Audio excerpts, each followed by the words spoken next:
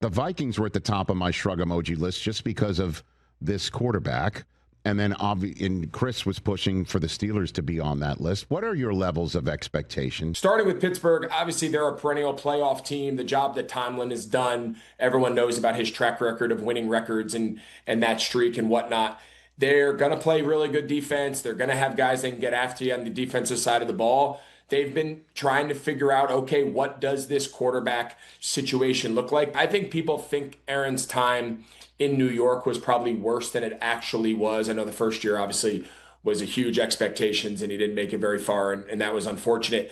He was not nearly as bad as everyone thinks he was last year. I think he was less good on the Aaron Rodgers scale of expectations, which I think for most quarterbacks playing, they would have taken his season last year. I think a motivated Aaron Rodgers, a guy looking to say, okay, I know I'm on my, I'm moving around a little bit, bouncing around the league and late in my career, but I'm still the dude. I'm still an MVP, and I can go still carry an offense.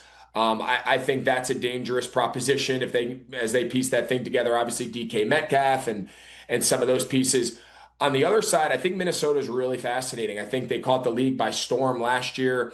Sam Darnold resurrected his career. They let him walk in free agency. Obviously now out in Seattle. Now they turn it over to the first round pick, JJ McCarthy. Let's just say if there was a coaching draft picking 18th, you're not going to get Kevin O'Connell. I think safe to say he would be gone. Nice. So I think he's one of the handful of guys in the league that understands how to scheme schematic advantages for an offense through play calling, how to develop and get the best out of his quarterbacks. He did it with Kirk Cousins, obviously did it with Sam. Can he do it again with JJ McCarthy? And then obviously just his charisma, his ability to coach the entire roster. So I put him in that very small group, like a guy like Tomlin. Both these teams to me are fascinating for the whole season, but of course the game in Dublin.